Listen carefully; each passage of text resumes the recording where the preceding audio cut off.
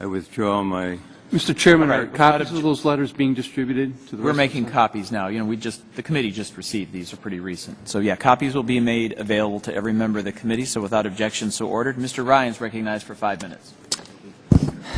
This is unbelievable. The apology that ought to be given is to the American taxpayer, not to a government agency that is abusing its power. I am sitting here listening to this testimony. I don't believe it. That's your problem.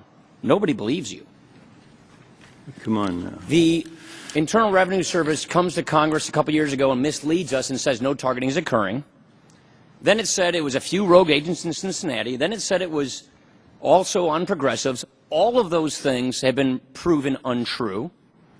This committee sent a criminal referral of possible criminal wrongdoing just a month ago to the Justice Department. We've heard nothing. You bury in a 27-page letter to the Senate asking for them to conclude the investigation that you've lost Lois Lerner's emails during the time in question because of a hard drive crash. Monday, our investigators asked your agency whether any other hard drives crashed, and we learned that 6 other hard drives of the people we're investigating were involved. You didn't tell us that. We told you on Monday. On Monday. And what did you do with the information? Because we asked you. Right, and what did you do with that information? You told us on Monday because we asked you whether any other hard drives crashed. This is unbelievable. We answered you told us on May that you were going to give us all of Lois Lerner's emails, and you learned in February that this crashed. I did not learn in February it was a crash, and we told you on Monday. I'm not asking you a question. I'm just making a statement. My apologies. You are the Internal Revenue Service. You can reach into the lives of hardworking taxpayers, and with a phone call, an email, or a letter, you can turn their lives upside down.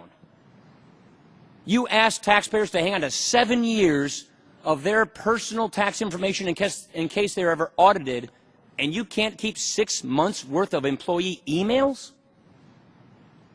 And now that we are seeing this investigation, you don't have the emails.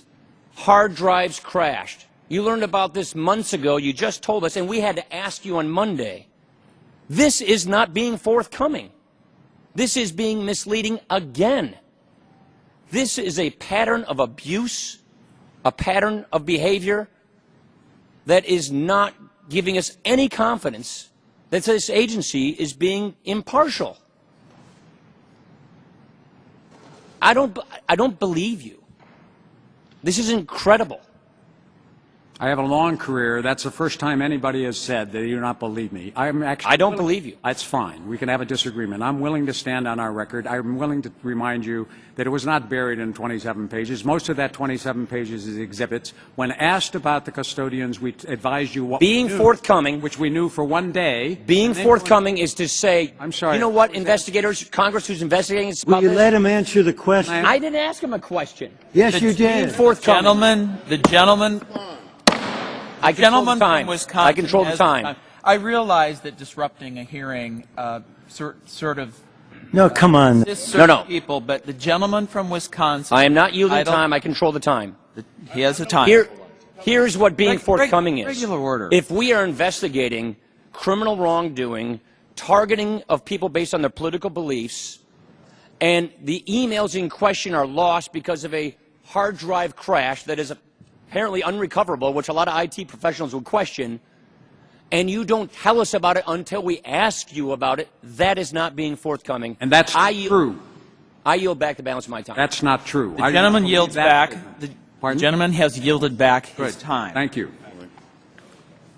Mr. Neal is recognized. Well, I'm actually going to let you answer Mr. Ryan's question. Go ahead. Right. Mr. Ryan tried to lead the impression that only by being asked did we reveal the information about the hard drive crash. First of all, I would reiterate the information about the hard drive crash is in the emails that you and your staff have had for some time. Secondly, we produced that public report telling you about the email loss on our own. It was not in response to a question.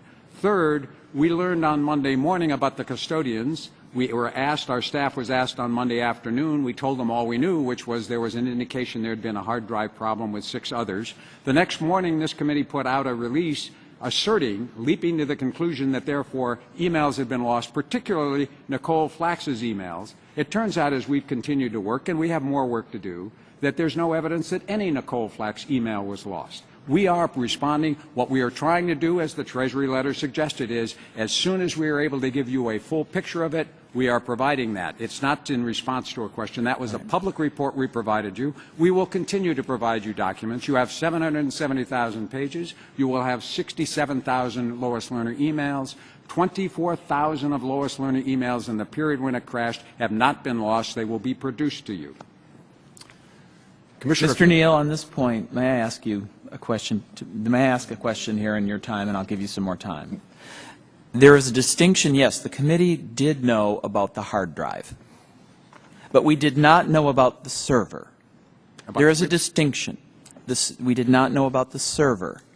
And the server, came in the carbon copy of the letter you sent to the Senate. The server means they're lost forever.